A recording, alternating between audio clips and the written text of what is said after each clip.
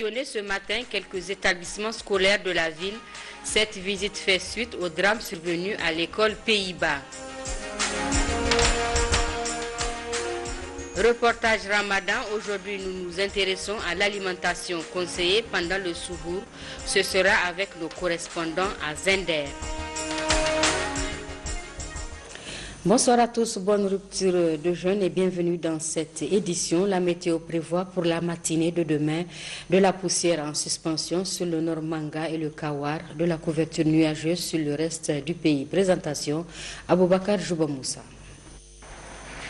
Mesdames et messieurs, chers téléspectateurs, bonsoir. Ce matin, le temps a été timidement ensoleillé sur le pays avec de la couverture nuageuse par niveau moyen et supérieur.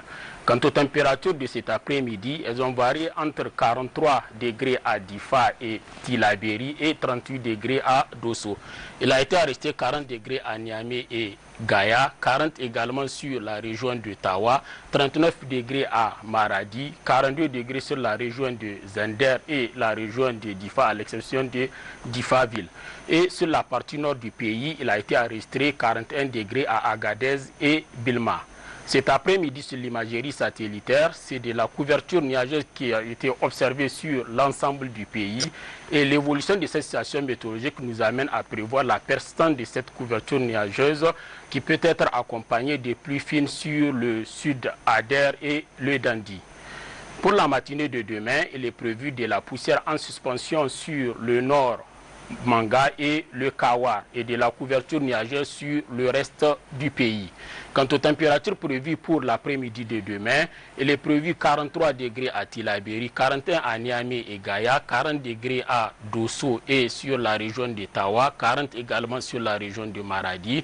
Il est prévu toujours pour l'après-midi de demain des températures de 42 degrés sur les régions de Zender et Difa, à l'exception de Difa-Ville où il est prévu 43 degrés. Et sur la partie nord du pays, il est prévu 41 degrés à Agadez et Bilma. Chers téléspectateurs, c'est l'essentiel de votre page météorologique. Très bonne suite des programmes sur Télé Sahel.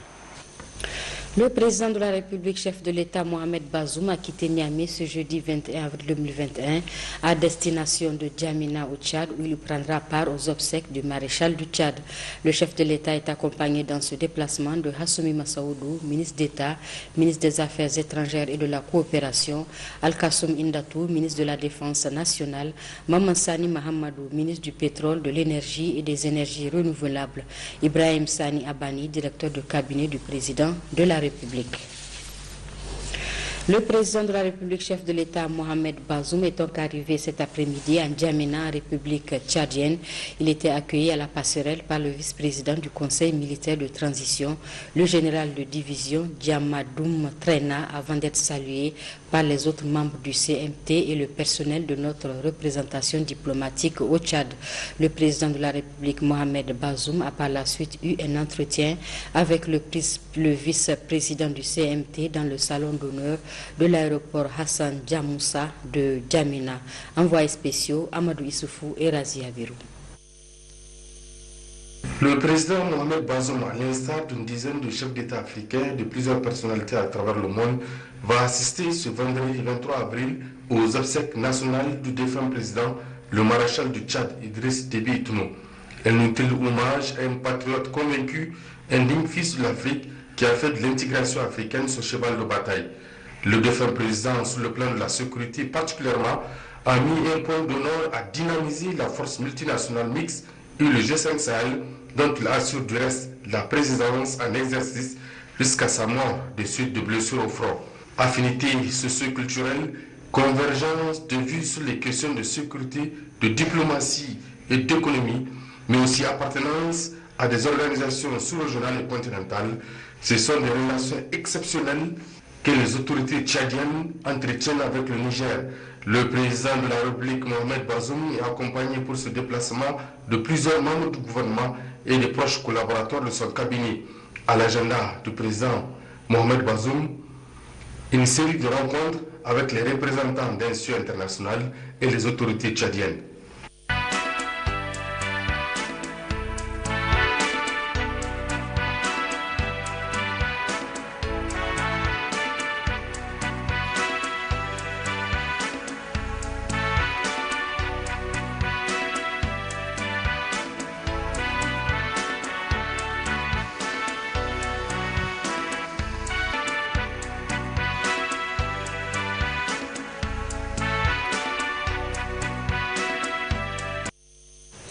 Retour à Niamey, le Conseil des ministres est réuni ce jour, jeudi 22 avril 2021, dans la salle habituelle des délibérations, sous la présidence de Mohamed Bazoum, président de la République, président du Conseil des ministres. À l'entame de la séance, le Conseil des ministres a rendu un hommage au président Idriss Déby Itno et a prononcé des prières pour le repos de l'âme de l'illustre disparu. Après examen des points inscrits à son ordre du jour, le Conseil a pris une décision que je vous invite à suivre avec Gérard Abdelaziz et Yazira. Au titre du ministère de l'Intérieur et de la décentralisation, le Conseil des ministres a adopté les projets de texte ci-après. Projet de décret portant proclamation de l'état d'urgence sanitaire sur toute l'étendue du territoire de la République du Niger. Depuis un certain temps, le monde fait face à une menace sanitaire grave due à l'apparition de la COVID-19. La pandémie a déjà fait plusieurs milliers de morts et son expansion rapide a atteint le Niger. Pour limiter la propagation de cette pandémie au Niger, le gouvernement a pris des mesures préventives, notamment celles tendant à la limitation des mouvements et de regroupements de personnes. Face à la menace persistante de cette pandémie qui revêt le caractère d'une calamité publique, le gouvernement décide de recourir à nouveau aux mesures exceptionnelles prévues dans les textes en vigueur, notamment la loi numéro 98-024 du 11 août 1998 portant réglementation de l'état d'urgence. Le présent projet de décret proclame l'état d'urgence sur toute l'étendue du territoire national à compter du vendredi 23 avril 2021 à 0h. Projet de décret portant proclamation de l'état d'urgence dans la région de Difa et dans certains départements des régions de Tawa, Tassara et Tilia et de Tilaberi, Walam, Ayeru, Banklare, Abala, Banibangu, Saï, Torodi, Tera, Tilaberi et Gotei. Depuis l'avènement de la secte Boko Haram, la région de Difa est exposée à une menace terroriste qui revêt désormais un caractère durable. Le phénomène d'insécurité s'est également exacerbé dans la région de Tawa, département de Tassara et de Tilia, et dans la région de Tilaberi, département de Walam, d'Ayeru, de Banklare, d'Abala, de Banibangu, de Saï, de Torodi, de Tera, de Gotei et de Tilaberi. Face à cette situation, le gouvernement décide de recourir à nouveau aux mesures prévues en période de crise par la Constitution et la loi numéro 98-24 du 11 août 1998 portant réglementation de l'état d'urgence. Ces mesures exceptionnelles visent à permettre aux forces de défense et de sécurité déployées dans ces zones de disposer des moyens juridiques nécessaires pour maintenir et rétablir l'ordre et la sécurité publique. Le présent projet de décret proclame l'état d'urgence dans les dites régions à compter du vendredi 23 avril 2021 à 0h. Mesures nominatives.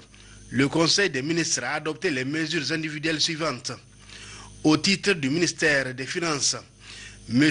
Abdurrafa Mamman-Laoli, macroéconomiste gestionnaire du développement, matricule 134 498-T, est nommé secrétaire général du ministère des Finances.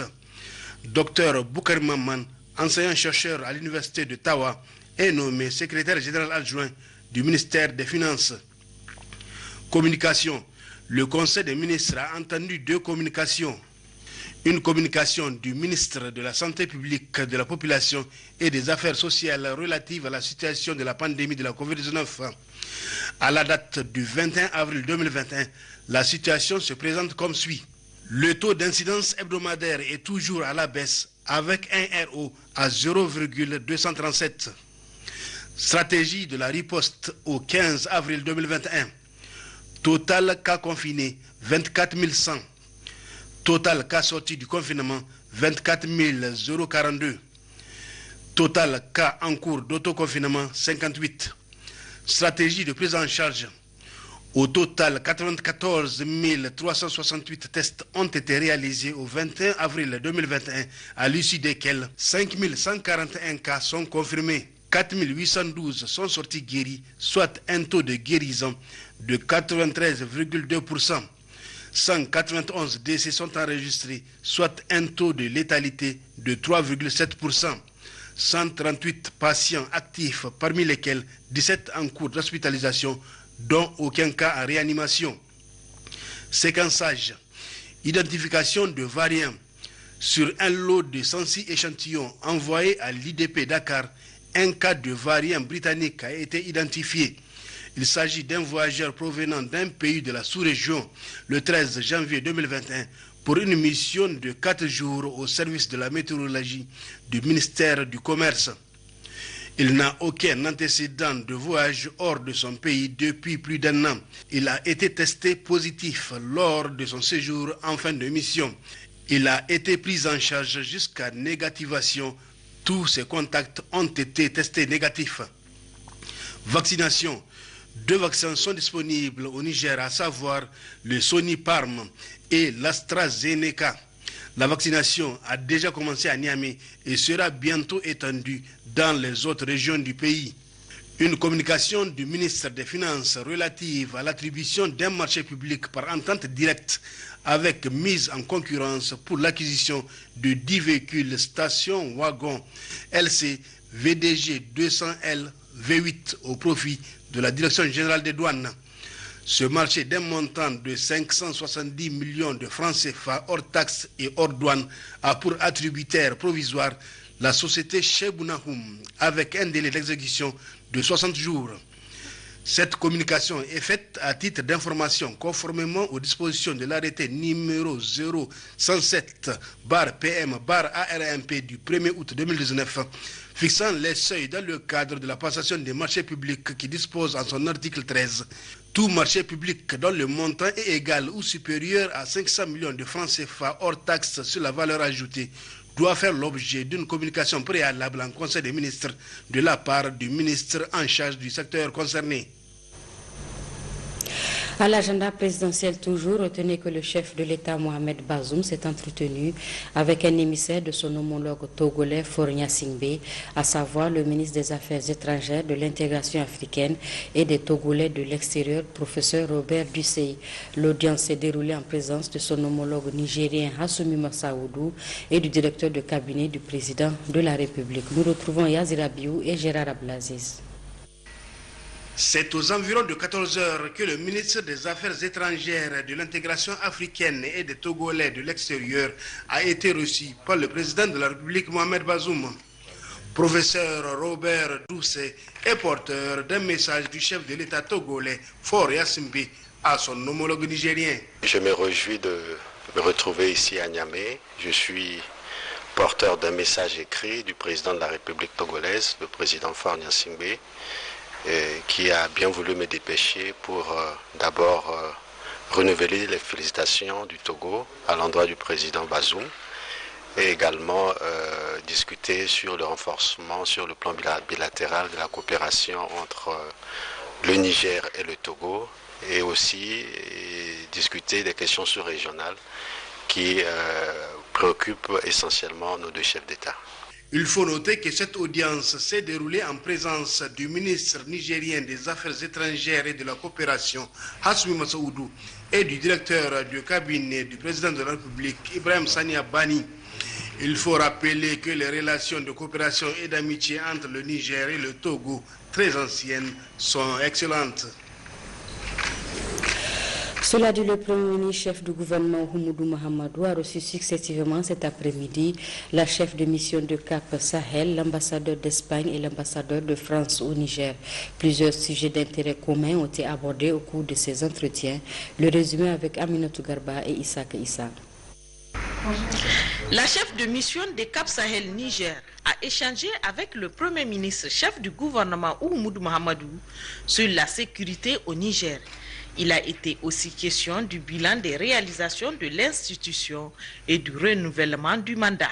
C'était un entretien tellement important et pour nous comme ECAP, comme mission civile, nous sommes là depuis 2012. Nous avons abordé le sujet que nous avons fait pendant les dernières années et nous avons particulièrement parlé de notre renouvelation de notre mandat parce que maintenant on travaille aussi avec des conseils stratégiques, c'est-à-dire nous avons des conseillers dans le ministère intérieur et aussi dans le ministère de la Défense et de la Justice pour conseiller notre partenaire et aussi pour être à votre écoute et pour connaître mieux votre besoin.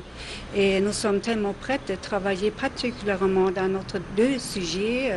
Ça, c'est la lutte contre le terrorisme et la lutte contre le crime organisé. La deuxième audience a été accordée à l'ambassadeur d'Espagne au Niger. Nouria Regoza a transmis au Premier ministre chef du gouvernement les félicitations de son homologue d'Espagne pour sa nomination à la tête du gouvernement nigérien.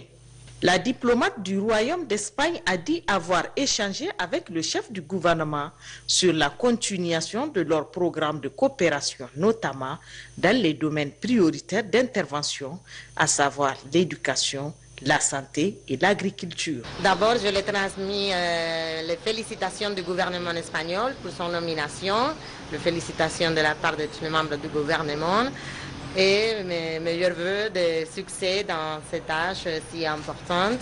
Et finalement, on a parlé aussi sur les relations bilatérales entre l'Espagne et le Niger, tous les domaines de notre collaboration qui est très grande dans les domaines du développement, de la sécurité, de l'économie, des relations culturelles. Je crois que nous avons beaucoup de sujets où nous pouvons travailler ensemble parce qu'il y a beaucoup de sujets qui nous intéressent à tous les deux pays. Et je suis sûre qu'on va travailler très bien avec les autorités du nouveau gouvernement nigérien. Et c'est ça que je le transmets, la disposition de l'Espagne à collaborer et à travailler main à main avec le gouvernement nigérien. Nos priorités, c'est continuer avec notre programme de coopération qui par des moments était centré sur les sujets de la santé, l'agriculture, l'éducation des filles, mais on va renouveler maintenant nos objectifs d'accord avec le nouvel gouvernement. Quant à l'ambassadeur de France au Niger, il s'est entretenu avec le Premier ministre sur les questions de la mise en œuvre de la feuille de route de N'Djamena et la bonne coopération bilatérale riche qui existe entre le Niger et la France.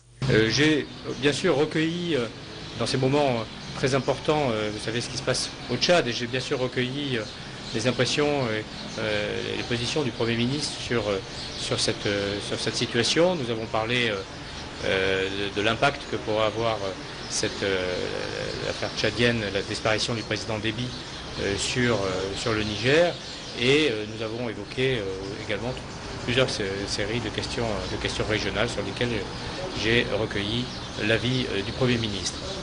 Nous avons également parlé de notre coopération. Vous savez que la coopération bilatérale est très riche, très dense entre la France et le Niger, et parmi les sujets d'actualité, nous avons évoqué la question de la mise en œuvre de la feuille de route du sommet de N'Djamena, et pour ce qui concerne notamment ce troisième pilier de la coalition qui concerne le sursaut civil, le retour des services publics, des services sociaux, des services de sécurité dans les régions en crise, et dans ce qui concerne le Niger, particulièrement dans la région de Tillabéri. Et puis nous avons en conclusion, évoquer les perspectives de coopération dans plusieurs domaines pour les mois qui viennent, qui se caleront sur les priorités que fixera le gouvernement conduit par M. Oumoudou. Toutes ces personnalités ont été reçues en présence du directeur de cabinet du Premier ministre chef du gouvernement. Ils ont réitéré leur engagement à accompagner le Niger dans plusieurs domaines. Le ministre de la Justice, garde des Sceaux, a effectué une série de visites ce jeudi dans les services relevant de son département ministériel. Une façon pour Dr Boubacar Hassan de faire une prise de contact avec le personnel, mais aussi de s'inquiéter des conditions de travail. Imenil Kassou Mahamadou, Suleiman Mahamadou. La cellule nationale de la ligne verte a constitué la première étape de la visite du ministre de la Justice. Occasion saisie par le ministre et sa délégation pour échanger avec le personnel de ces services qui œuvrent dans la lutte contre la corruption. L'instant d'après, la délégation s'est rendue à la Commission nationale de coordination de la lutte contre la traite des personnes et le trafic illicite des migrants. À ce niveau également, les différents démembrements de la dite commission ont été visités avant la rencontre avec les agents qui ont expliqué au ministre les conditions dans lesquelles ils travaillent. Dr Boubacar Hassan a poursuivi son périple au niveau de l'Agence nationale de lutte contre la traite des personnes et le trafic illicite des migrants. C'est une structure opérationnelle d'exécution et de mise en œuvre des politiques et stratégies nationales en matière de lutte contre la traite des personnes et le trafic illicite des migrants, adoptée par la CNCLTP, ainsi que la mise en œuvre du plan d'action y relatif. Des progrès notables ont été enregistrés au niveau des différents services visités. Cependant, quelques difficultés subsistent, difficultés auxquelles le ministre de la Justice a pris acte pour trouver des solutions dans le plus bref délai.